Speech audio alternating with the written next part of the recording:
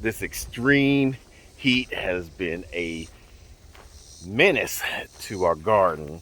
There's a lot of things that we have struggled in this garden that we need to fix. Now, a lot of y'all are probably first time gardeners and haven't experienced this extreme heat, but don't worry, we have something for you. At the end of this video, we'll tell you about that. Now we're going to show you our garden tour, what things have did very well, what things haven't done well, what we plan to do to correct the issue.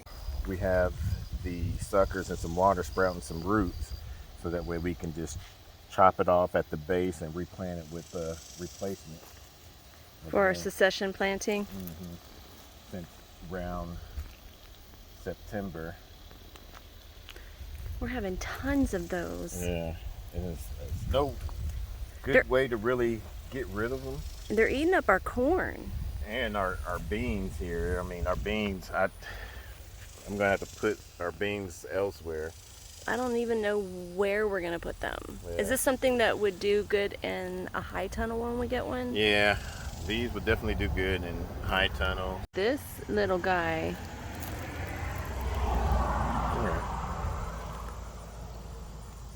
This. Oh. Well, you got two more right here. And I don't know if those are cantaloupes or melons. I think these were the watermelons you had. I think I buried the label. I think when I thinned out the no tool beds, I just stuck them anywhere. Yeah. But I think for these watermelons and heavy fruits, instead of having them grow up the trellis, I think we're just going to just let them sprout out here and act as a shade, a cover crop. Yeah, there's a watermelon that's hanging over there.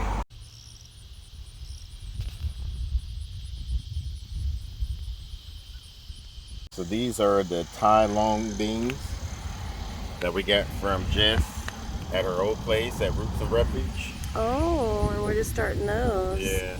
You think they'll catch this like as soon as the weather starts to... I mean, so far they've been doing pretty good. Remember, we got a video where we'll show some footage where me and Mini-Me putting some compost on these arched trellises to kind of build it up and add nutrition and fertilizer and mulch for it. Yeah. And then I just planted these peas in there and they've been thriving like crazy. That was just not even 2 weeks ago. Yeah. And so you got some grasshopper on that, and beetles been attacking this one. This one's been growing pretty good. I don't know what happened to that. That one's doing well, and that one's eating up. We cut these and... Well, I cut them again too, because I just made a second batch of the basil tea. So definitely going to be growing these again. They're very, well, any basil prolific, especially during the heat. We just didn't plant enough basil this year. Yeah. With these sweet peppers, I've been since the heat has been stressing them out, I've been taking off these blossoms to kind of just have this plant, or most of these pepper plants, sweet pepper plants, just concentrate on the overall health of the system and concentrate on the roots, producing a better root system. And we should get a second wave of them. Oh yeah. During anything above 95 degrees or higher, start just taking off the blossoms and the flowers and the fruit of them. It kind of reduces the stress from them if you can't provide enough shade for them. I mean, right now it's what, 11 o'clock, and it's probably at least 90 degrees, but pretty soon the sun will be over there and that shade cloth is going to be casting a shadow over here. And we've consistently in the past at least 3 weeks have had over 100 degrees of weather. These flowers been pretty good, helping attract a lot of pollinators and hummingbirds. Yeah. This is our first year seeing a lot of hummingbirds this year. Now with our indeterminate, we started off good. We got about 3 good tomatoes off of here. The most expensive homegrown tomatoes ever. And so now with this heat wave, they just really been stressing, and these been actually getting attacked by tomato hornworms like crazy, and army worm. And for some reason we're getting, I'm not sure if these are squash eggs or... The squash bugs are getting on everything. Yeah, and Then towards last month, about the middle of June, we were getting attacked by spider mites. And so what I was doing is I was taking some cold pressed neem oil, some peppermint oil, and some orange oil, and spraying that around for at least once a day in the evening for the first 7 days, and it just basically killed off the spider mites. What probably happened with that neem oil, even though neem oil doesn't really do anything with the caterpillars, it's probably with the peppermint and the orange smell probably help keep the tomato hornworms away. But with these, once again, with the tomatoes, I've been cutting off the suckers on each one of these, and I got them in some water. What I might even do is cut some more suckers later on, and we'll put them in some water, let them root up. So we'll cut these off, all of these off, and transplant them, the rooted suckers, into their place. Now with the hot peppers, they love the heat, and you really don't have to take some of the blossom off. Well, at least we didn't, since ours is right underneath the shade cloth. And so that with this shade cloth, it drops at about 10 degrees. So even though it's been like 100 degrees, it makes it feel like it's 90 degrees underneath this shade cloth. We did have some bad wind the other day, and it broke our little system here, our little stake here. So we're gonna have to replace that with a bigger one. But we still been getting a lot of fruit, peppers, hot peppers off of these jalapenos here. Yeah, so I've decided now that the peppers have become a bit more prolific, and I have about 3 bags full of frozen Roma tomatoes that I think I'm gonna make a salsa here soon. Especially now that we also have the onions that you harvested. Yeah. And then our cucumbers, I don't see any that. Oh, I see a big one.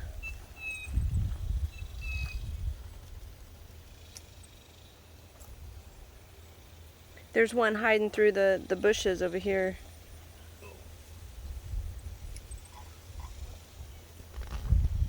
Unless that's the one. You said you were going to pick one over here. I need to know which one you picked to go to seed. Yeah, I probably let that one go to seed. There's a bigger one than that. Where? Oh. But that one's kind of deformed looking. Yeah, we'll probably give this one to the chickens. So you're picking that one to go to seed? Yeah. Okay. We had this one attacked by a lot of spider mites earlier. So what I had to do was just basically do the whole spray of all our plants. It looks like you really had to cut back on a lot of those leaves. I didn't even cut them back, really. I just sprayed them first before I cut them back. Oh, okay.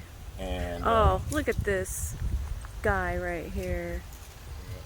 This jerk. They're always eating stuff. Ugh. Yeah.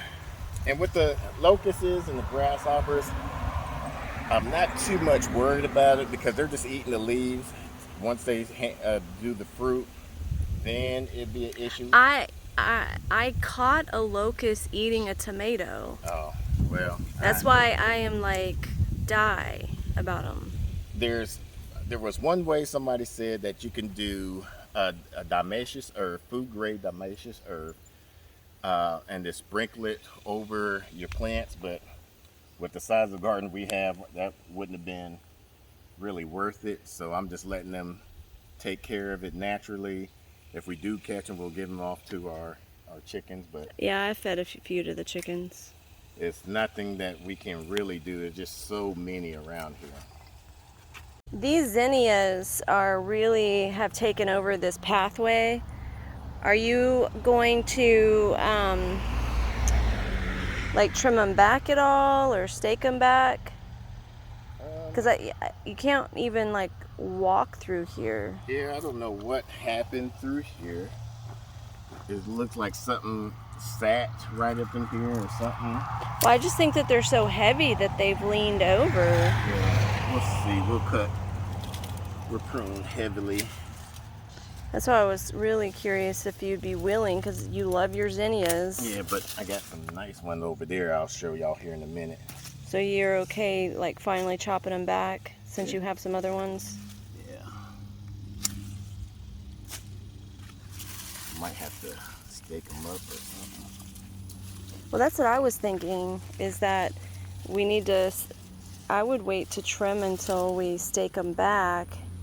Yeah, I might take some of your twine there and just wrap it around here. Yeah, because that twine, it's meant for tomato plants. That would work great.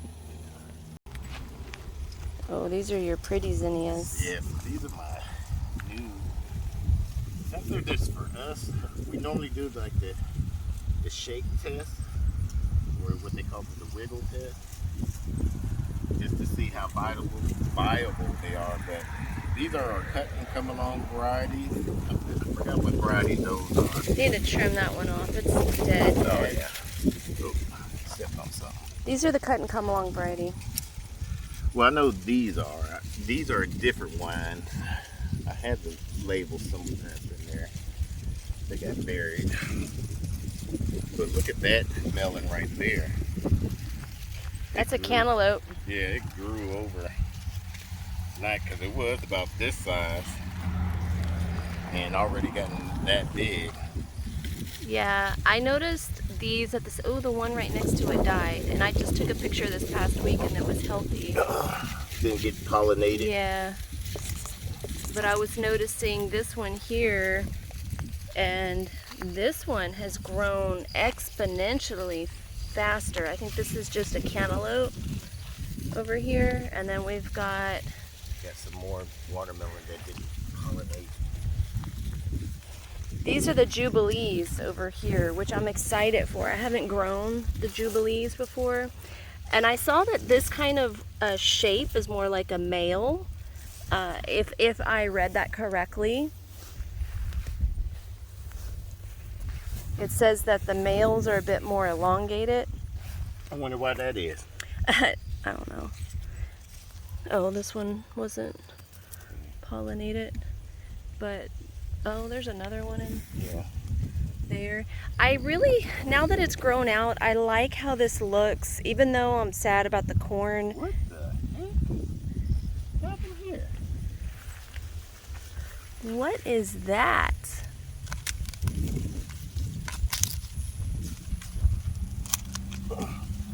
Are worms in there?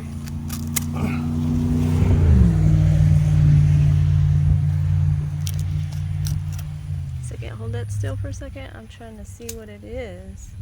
What is that?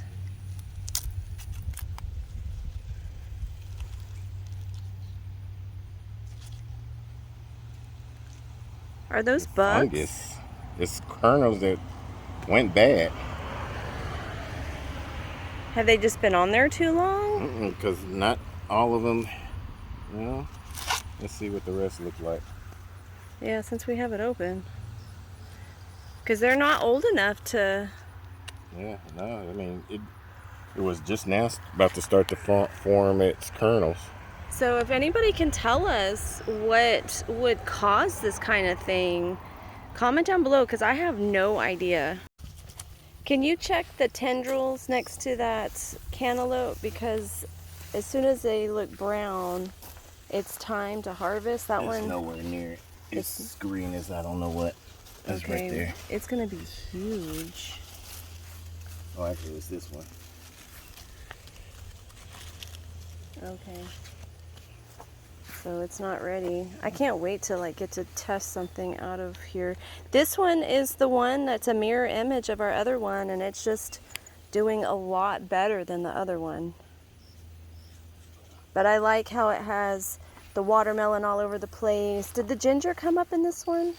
It was up. I was just trying to see where it probably died back down because it was just so hot.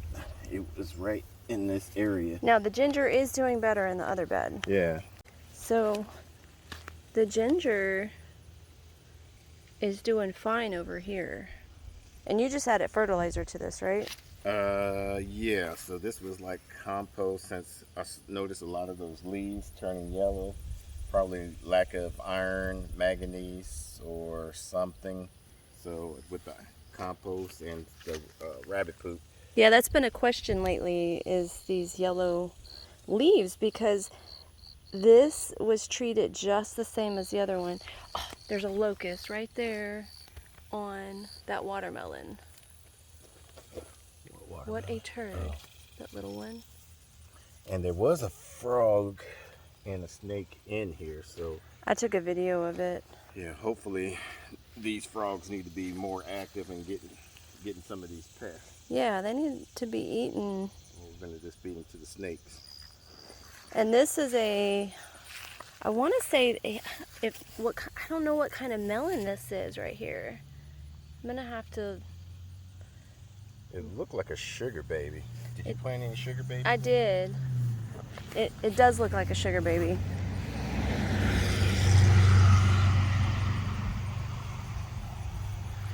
I don't know where you put your. But I don't know what's different about these corns. They're the country gentlemen, and I can kind of see why people say they like these. Look how pretty that is. I've never grown these before. This bed was a empty bed that we had our onions in, and we did another wave of some determinate tomatoes. So we have, I think these are called the Borghese, Principal Borghese tomatoes. They're supposed to be almost like a bush variety paste tomatoes. Dan from Food Forest, I got some Jamaican sorrel plants from him, and so I have one here and another one over there. Yeah, one over there. Those are the only two that survived our neglect. Now around these tomatoes, I have some marigolds and some basils around them. So hopefully that'll throw off the tomato hornworm. But then now, which one is the tomato plant that you have over here? These right here. So I got tomato plants going this way, and then I got the marigolds, then the basils, tomatoes, marigolds, basil. So hopefully. And we just didn't have enough for the mirror. Yeah. Now I was thinking about putting some sunflowers in that bed. You know, I'm game for that. I've got some from Haas Tools, some really pretty ones they gave us. Yeah, so we'll probably wind up putting a whole bunch of rows of sunflowers in there. And then our surprise plant are amaranths. I'm waiting for those to flower. I believe they're supposed to flower. This is our first year growing amaranth, so if anybody's grown amaranth before, let us know. But these has been just you showed them in the last tour, and they were just like little baby plants, so you can really see like some more squash bug eggs. They're just on everything. This is a clone. I split it our comfrey plant, and this is the only successful one that we got from Q from Linecrest Outdoors. So I'm happy about that. And that came from that original right over there. Yeah, from that plant right there. So my son and we planted this sweet potato that we've did a video on, and as you can see, it's already growing like crazy. It's trying to climb up on your tomatoes. Yeah, so I gotta kind of route that to a different location, but I'm happy to see that that's going pretty good. We got some of the purple one that we got some of the purple one that we just put in some water to allow it to root up. Once that get rooted up, we're gonna put it into another 20-gallon container, so that way we'll have two different varieties of regular sweet potatoes and the purple sweet potatoes to harvest. And those are going to be good crops for a long haul, especially if we keep them in a cool place to store them in. What would you think? Because I always notice that those like to climb around. This area right here, would you be okay with it climbing just in that area where we don't really have anything growing? Possibly. Or I might even put it on this trellis here, since the cacao is about to winter or die off here. Yeah, the cacao got some wind damage. Now this was our fertilizer experiment. where we had different varieties of fertilizers and did the same variety of tomatoes, and it started to going off pretty well, except for with this heat.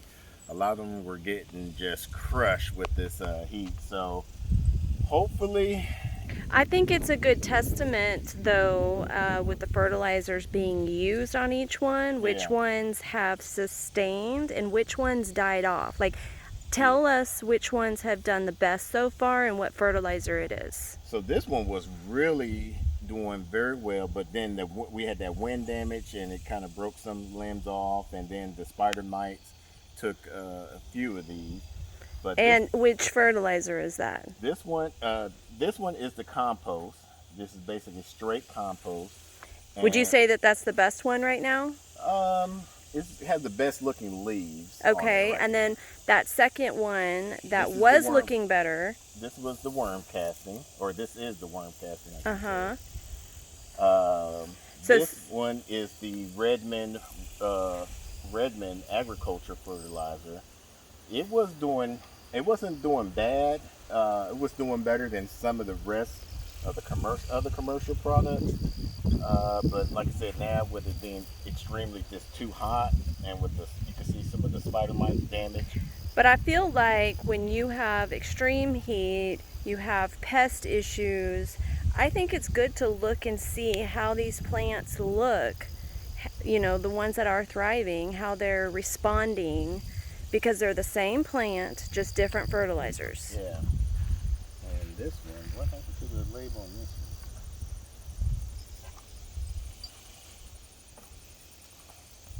It's all the other ones have a label, so it's just going to be deductive reasoning. Yeah. Because this one, what is this? This one is the plant tone. It probably got blown off of here or something. This one is Dr. Earth. So this might be the garden tone. That one looks the worst right now. Huh? The Dr. Earth. Yeah. Right now. Now, that's second after the plant tone death, right? Yeah. That one died. Well, that one was, yeah, this was the tomato tone. Oh, was it tomato tone? Okay. Yeah. The tomato tone one died, and then Dr. Earth is the second one. looking bad. And then I'm surprised about this one. This is the holly tone, and I wouldn't think this would do well as a fertilizer with a tomato plant. With all of the elements attacking it. Yeah, but then I started thinking, since tomatoes are a acid, pH loving plant, and hollytone kind of brings down the acidic levels of your pH, that's probably reason why it's doing well. I mean, we still got some spider mites and some other issues, but it's almost as green as the other two down at the bottom there, so that's not too bad. I'm not sure, I forgot to look at the prices on here, but So you would say right now the three top performers are compost, vermicompost, and the hollytone. Yeah. So natural stuff we can do at home, and then the hollytone from the store are the three top performers. Yeah. Now, what I would like to do is get a soil sample of all of these at the end of the year, just to find out if they're actually fertilizing and helping the soil out, or are they helping the plants out. And that's the reason why I think the worm casting and the compost are doing so well, because they're actually improving the soil instead of, you know, just feeding the plant. And it's making it hardier. Yeah, I mean, the soil looks pretty good here. Looks nice and moist. Even though we do got mulch over it, but yeah, we do need to refill these water things. yeah, we'll too. do that here shortly. I mean, this one looks okay, but it doesn't look. It's not as rich as the compost and vermicomposted ones. Okay. And even the garden tone. Let's take a look at the garden tone. Maybe that one. I mean, it looks okay. Yeah, that one looks good. But that worm casting looks very, very good. Okay. Fair deal. One thing after looking at the way I set this up, is I should have had the tomatoes instead of in the center more off to the side, so that way it'd been easier to trellis these up. So, but and then next year when I do this, I'm gonna try peppers. Peppers are more resilient to the heat and less stressful when the heat comes, because all they do is just drop their fruit. With tomatoes, I mean, you got to make sure the water is good, especially in containers. The heat, and then it's getting attacked by tomato hornworms, spider mites, and all this other stuff. Is just so much there. I'm gonna try just peppers next time, or maybe even okra. What you think? Well, we've done something with okra in the So past. maybe we'll do peppers. We'll do some hot peppers. Yeah. Next year. I missed out on having cayenne this year. Yeah. So we'll do that next year after we follow up with this one. And then somebody even mentioned we should have did one container with no fertilizer to see how well it will react and grow. And so we'll even do that as well. Oh, man. What happened? Oh. Did something come attack it? I think it's just heat. So only one is thriving over here. Yeah. Do we have some more that we can plant? Yeah. The soil is nice and moist underneath. I think it's just so much. We have had exponential heat wave come through, like 115 index. Yeah. We had another jack-o'-lantern one here. But it died before even I was able to even get mulch on there with just transplant. And we've been watering almost every day. Yeah, so we'll do about a 45-minute watering, deep watering. In each zone. In each zone for about every other day. And then this one I would hand water. I would deep soak it for about 30 good seconds. And it's still, this heat is just vicious. It's worse this year than it was last year. This is the worst it's been in a long time. Yeah, no matter what. I mean, we lived in Dallas County and we did not experience in our 7 years anything this bad. So here we had a bunch of containers of different plants. This one was supposed to be our personalized pumpkins, and we had 3 of them. One died through transplant shock. These are winding up to be a lot better. They'll get a good morning sun, and then as the sun moves over that way, they'll get a lot of shade because they just get so stressed out with the extreme heat. Yeah, because it's just noon right now. Yeah. This one, these over here, I think if nothing sprouts up on the rest of these, I'll probably just get rid of them and start again next spring. But right here is supposed to be our ginger. I don't want to dig anything out of it just yet. But it should have been sprouting by now. These were planted the middle. Actually, no, they shouldn't. They were just about less than 2 weeks ago. Yeah, so it'll take time. These are slow to show. Yeah, and the reason why we got these in the containers is because once it gets cold, they're not cold tolerant. They're frost tender, so we'll put them inside. The horseradish, I wanted to plant this. I wanted to actually plant it out in our orchard, but luckily we didn't because it was just too dry and it's hot. That was planted around the same time. We'll be able to put that inside because it's not cold tolerant. The sunchokes, this container so far is the only one that's been sprouting up with our sunchokes. And these are very good as well. You definitely want to plant these in containers because they're very invasive, like mint. Now in the past, I've only started them in January, so this is my first time seeing like anything with sunchokes or ginger. Like I always started them in January. Yeah, and the good thing about them, they'll if you leave them in ground, you can let them winter over, and then they'll sprout again during the next spring. So you literally can start them almost any time. Yeah, and our turmeric here, I don't know what is going on with our turmeric. We have not had good luck with turmeric. Yeah, and normally be sprouted up right now, but it just hasn't. But I think that's a January thing. Yeah, we'll see. We'll dig it up at the end of September of anything that hasn't been sprouted up and just fire again for next spring. That will be ready to rock and roll. These are the purple sweet potatoes, and I just put these in the water 3 days ago, Friday, Saturday, and today's Sunday. Yeah, they're already sprouting. And you just got them off of here? Yeah, I just took a cutting off of here, and I just put them in some water, and they're already sprouting 3 days. So they're going to be prolific. So you can by, see how healthy they look. So by the end of next week, or probably even the end of this week, I'll be able to put them in another 20-gallon container. This is the tomatoes I was talking about that we put them in some water.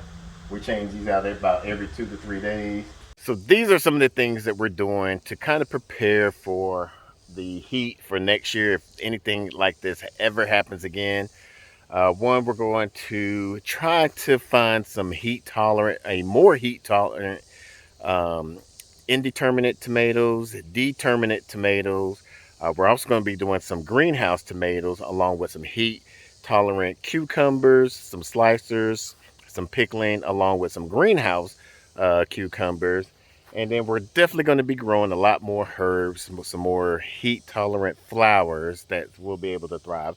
A lot of our calendula just didn't make it through, our borage. Hopefully, if we could keep them surviving long enough. For those that are first-time gardeners, don't let this heat get to you. The following season, which is fall, is going to be a lot better growing season. Actually, it's one of our favorite seasons because you don't have to deal with the heat. You don't have to water as much. You don't have to deal with any of the pests.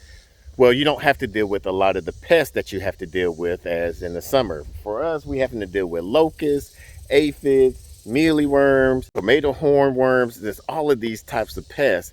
And in the fall, all we really have to deal with the bugs and the pests that attacks our brassicas. Now, for those that are first-time gardeners and you're still trying to find out how to beat this extreme heat that's happening to your garden, we did a video about that. We'll put that off to the side and also in the description down below. Until the next video, let's grow together.